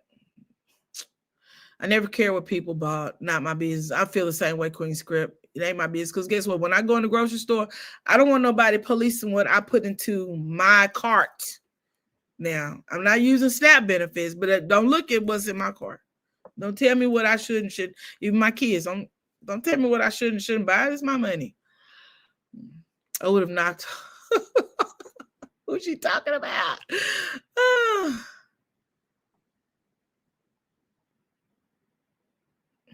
He stole the first. He definitely did. Yeah. Oh, y'all have see. I thought y'all at one point, I guess, had a Democratic. Yeah, and that's unfortunate. And I'm not for Democrats or Republicans. I'm an independent thinker and independent voter. I vote sometimes based on my pocket and based on my morals and my beliefs. And that's just how I feel. Texas has been great since the 90s when I heard about it. Yeah. It's turning blue, Dems, and that's exactly why they're doing it, is because it's turning blue. We are purple. Dallas County is blue. Tarrant County is blue. Harris County is blue. When you got your major counties turning blue, your state is soon to be blue. These little bitty counties don't even matter. When your major counties, your major metropolitan areas are turning blue, that's a problem for your governor and for your president, because we know that Trump wants to steal. He doesn't care. He doesn't care what he does as long as he steals. Let's do a recap. Our first thing that we talked about today was Peter Thomas, he reported to jail. Second thing we talked about, Toni Braxton's picture of the ring. We're going to find out if she was wishing Tawanda a happy anniversary or not. And maybe that ring was Tawanda's ring. We're going to find out. Our third thing that we talked about today was K. Michelle and Rashida. Y'all, can we just hear that one more time? Oh, did I delete that? I hope I didn't delete it. I bet I deleted it. No, I didn't. Here it goes.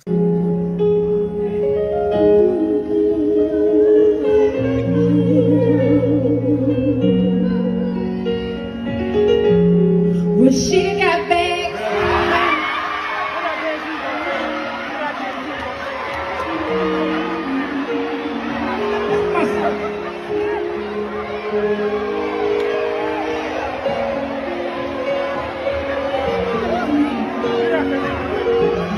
when she got back, her husband was a girl, her career all over the world. I love K. Michelle. That was our third conversation. Our fourth thing that we talked about today was Shedeur Sanders and his performance last night playing for the Browns. He did such a great job. The fifth person we talked about was Shannon Sharpe and Chad Ochocinco and their lawsuit being dismissed. The $20 million lawsuit that they had against the young lady, Miss Tillman, was dismissed.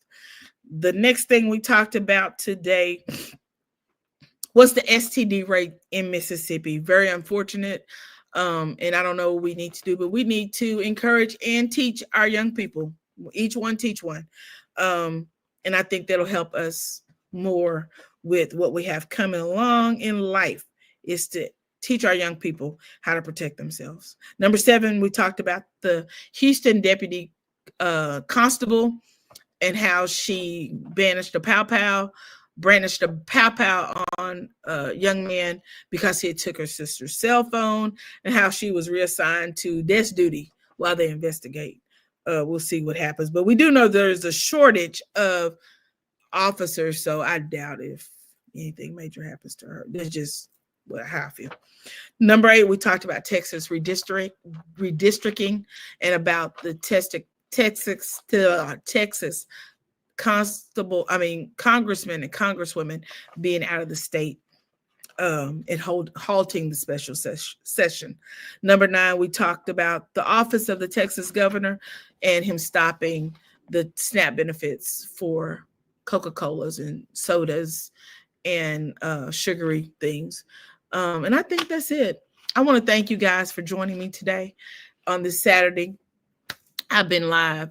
This in a few minutes will be 2 hours. So I really appreciate you guys. Thank you. And I hope you liked the video. Please give me a thumbs up if you did like the video today, or it's up to you what you want to do. I don't have any ill will towards you. I hope you would like and subscribe to this video, to this page. And I will see you in the next video. Until then, if no one's told you today they love you, I love you. I hope you have a great Saturday. Hope you have a great rest of your weekend. I will probably see you guys on Sunday for our Love and Marriage Huntsville recap.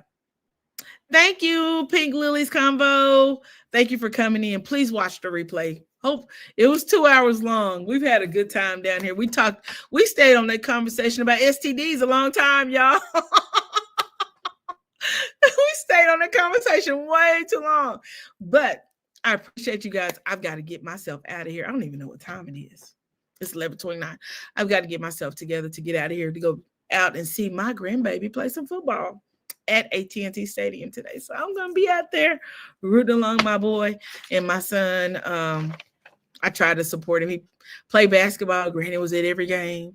So I'm going to try. I ain't going to promise all the football games because Granny and Heat don't mix too well. But this one going to be on the inside. So I come to anything on the inside. I just ain't going to be everything on the outside. So we're going to pray that the Lord help Granny not get too hot. Because if Granny get too hot, Granny going to be in her car. And she's going to be back right here at this house. But hopefully we won't have that. So you guys have a great weekend. I'll be out touching grass a lot tonight. I got a birthday party to go to, and I hope it don't interfere with my Love and Marriage Huntsville, because if it does, guess what Lady Rowe gonna do? Lady Rowe gonna get in her car, and she gonna come home so she can watch Love and Marriage Huntsville. So, honey, hopefully this little dinner is over by the time Love and Marriage Huntsville comes on.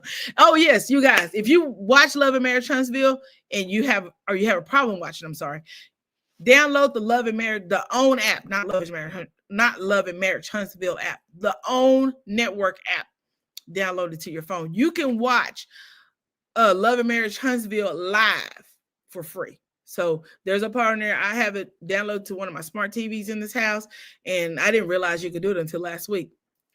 Went to the app, clicked watch live, and was able to watch the Love and Marriage Huntsville live as it showed live. So you can do that in case you didn't know. Please like, share, subscribe. Y'all have a great weekend. Talk to you guys later. Bye-bye.